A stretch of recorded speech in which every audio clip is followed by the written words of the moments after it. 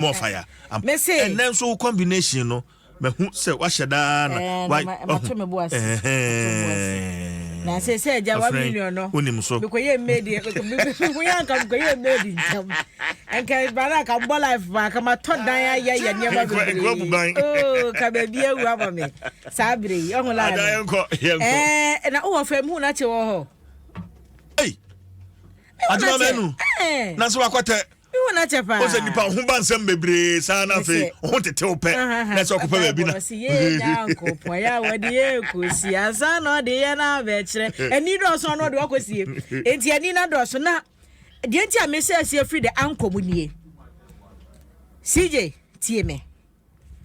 adwumako a ya pa so mo hwa pomode ho nsem mo ntie mi anopai Ghana posifo so ntie mi anopai na de omo chiro say mentally challenged dying to heal. Kwatafa etoso me ye no nko awie ma anya bibia biem kra mpe. Kwatafa etoso me yensa. Emu nsem nie. Wasi asori bia friend Pentecostal Zion Church. E wo sokode akrofo kwan so. Eben ho e wo fra mantemmo. Na nipa ye di chen agu wo mo nan wo ho. Enipa asofo ne na pamfo di chen agu wo mo nan. All in the names of madwiri mu ka wo mo. Pictures in our Hadankonie, and so in the din at the Pentecostal Zion Church, Sokode, Akrofu Road, Ebenho, Voto region. And Nipa was to say, Wama Dribuka, Wama was what don't quiet Sabiano. So for na pound for Ajin Crofre, go the chair, go woman nine, and so to a bro womo, a real boy, see womo, a big cry as it be nine home. Now, when on your friend, when many will bro for Kaka is shackles. Because said yeah aye woman nine na hwe chese de aduane bre ne kwa cha egu ne just want to eat somebody what did senior sabe ya de aduane sika ma yanim nipa because abusuafo susu say edam ye abonsam ya de enti no wo mo de o ma de hia akogya sofo ene odi chen egu wo mo nan na nsu oto ebo wo mo ewi ebo ebo wo mo eti bi srompanifo otu ho na mo yeye no wo mu tu ho na mo mesre pa mesre Mamenko eye ayimu graphic we as en enkomo na se wodi ni nyina dada OSP fa wakofa enka ne so afa no hwe esuazuwa ne ayi chairman be se bola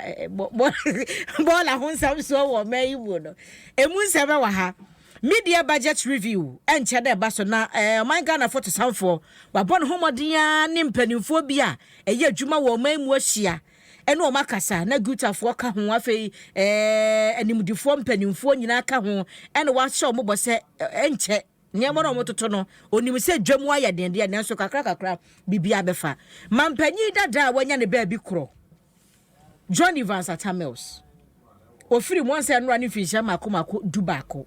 enti akataman so manyoko ni mpanimfo a wo mudi mu ntintiman abo mo homodin de mfra wasi nhura bi akwato opanyi bia wo pe ne kwabre ya wo madi dwuma so no ade ahye opanyi aye nkaye ama opanyi no enti kwata first so edunso NDC commemorates 11th anniversary of former president Atamels emunsem ewa the Daily Graphic do bokwata no Daily Guide the big one sisi dada pa arrested over 1 million cash scandal ni nyina ya dika boboso economy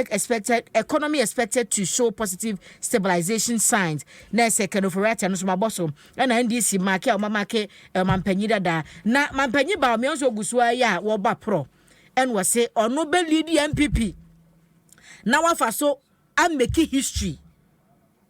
mampanyi ba omia edie ya wode aba no se MPP flag bearers receive delegate album Wednesday nese enusu munsem ewo eye Daily Guide obokrata no emunti mampanya be de kire nto abo a wo bo ne mpanifo ahodo bi o mo kye so ono a na o maso ni mu no ni nyina mu nkire mu so ewo Daily Guide obokrata no emusije